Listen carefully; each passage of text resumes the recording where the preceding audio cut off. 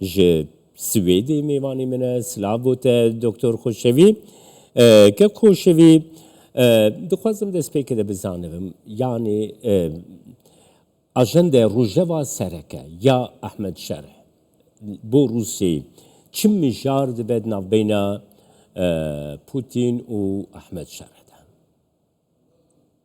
Selam reis. Mijara sereke dengam têtû. Deng têtû. Belê deng têkekê Xoşevî fermû. Mijara sereke de çarenivîsa maneva Rusya li Sûriye bîtin bo ke bo Rusya pişkilekî gireng zû gireng wektî zanin ku Rusya du bingehê heye li Sûriye yek li wan li Hemeymî me li Lîwa Laziqiya û êwadîş li Tartûsa ke girengiyeka gelek mezin bû Rusya heye wekî zanin piştî navçûna rûxana Beşar Esed heta radeyekî zor beyna Rusya û Sûriye têk çû îdî ew bû ke sala çûyî şerع serdana Moskow kirbû ew cara duwam e ke vê carê Rusya dewet diketin û dixwazîtin ku ew bête şikilekî yasayî bête tespîtkirin maneva Rusya va di her du binkane li wê li Sûriyede her wekî bêhn ku li Qamişlîş Rusya li wêrê hêzê xwe dikêşe ve diyar e ew ji her agadariya Sûriye bûye ca ke aya Rusya şêweyekî dî bû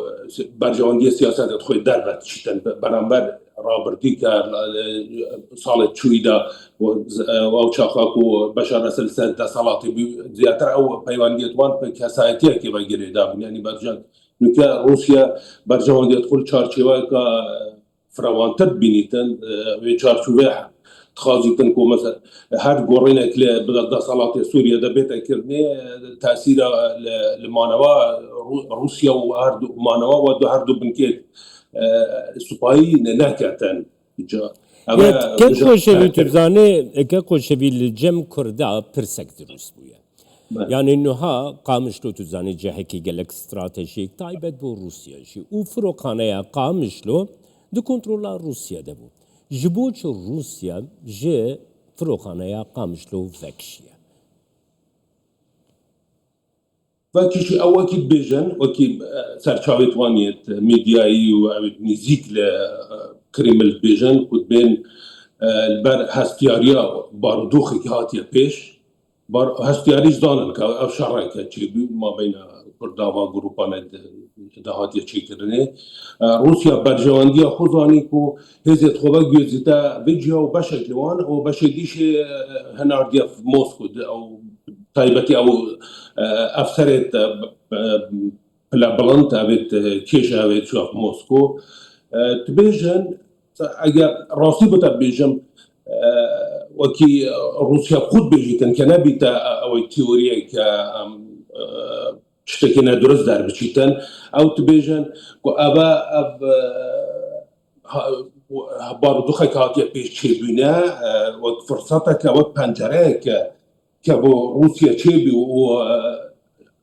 الشرع آماده معامله بکردن یعنی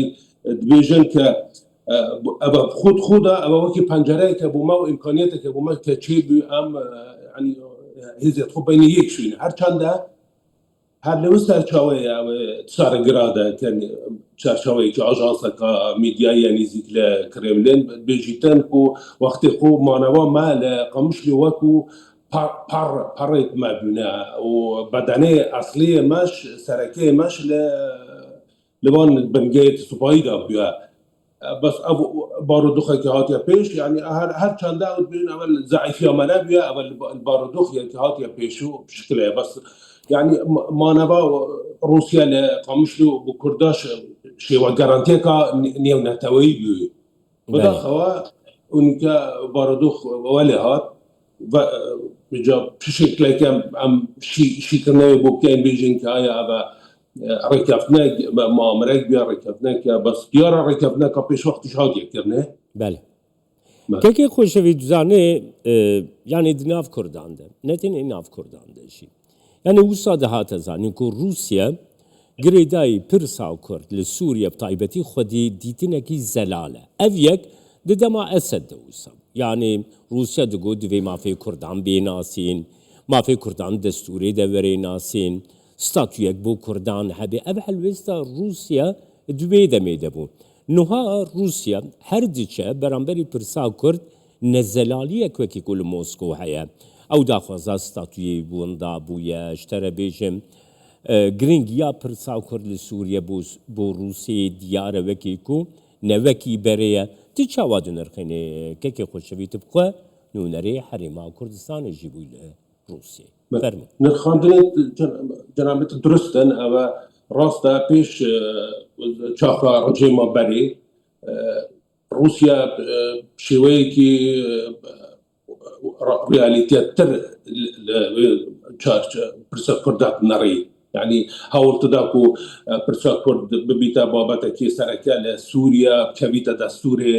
دهاتي سوريا دا اما افشتا اما خويابن مثلا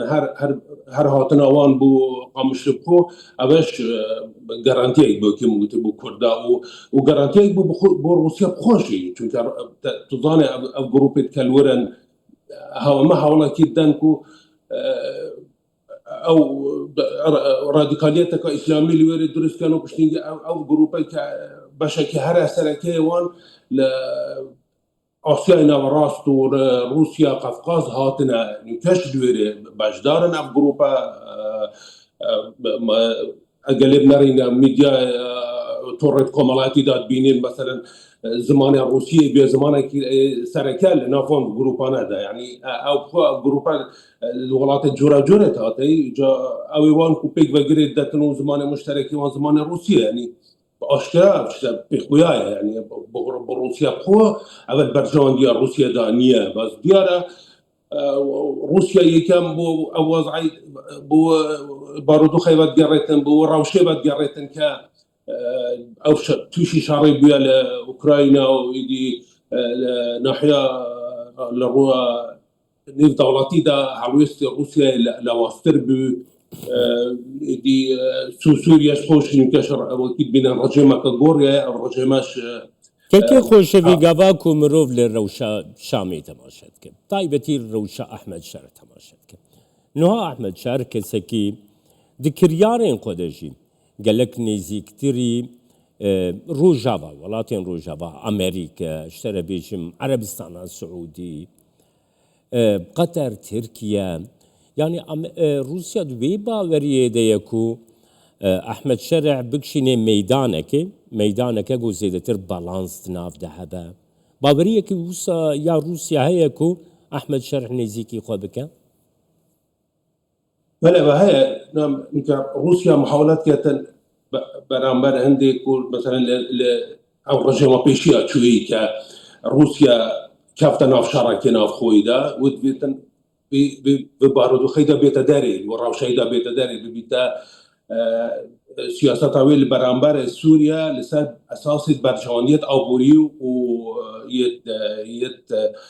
مانوا او بنكيت مانوا وان بيتن يعني قورينا رجيمة كاريجاري سار مانوا روسيا وتأثير سياسات ابوريو سياسية وان نكتن يعني سياسات نوكيا وانا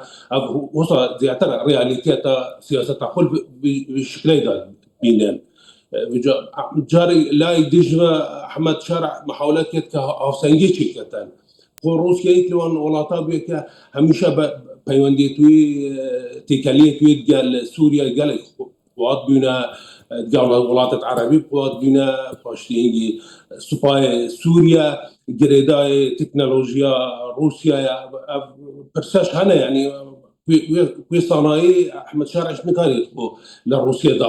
قاتينيتن وما نبا بنكيت ابيت سباي روسياش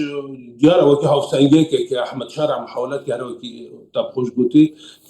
تشيكتن قال والله روجافا تشيكتنو وقال روسيا جدا مهار دكتور خوشبي مهار للسر داخوازن روسيا سياسة روسيا لسوريا سكر لقال جر أمبروفاجي تماشك أحمد شر شدك عرج روسيا بقى يعني حتى أنها أحمد شارع بطيبتي كونسبتاوي فيزيوناوي خطاوي أو بيكون روسيا حار بيشتغري مالا أسد بويا اشترى بيجم بحسيان بويا ليه نها يعني دكاري أحمد شارع سابو خازيكو مثلا أسد تسليمي بي بكن رادستي بي بكن جبرقو تشتكي سمبوليك جلك مهمة بو سوريا أبا داخوازي شرع روسيا دكارن شبن دكتور خوشي ما اتشارع للروشة قال لك خراب ده تبيني او يعني زختك قال لك لهم نافتي نيف دولتي السهايا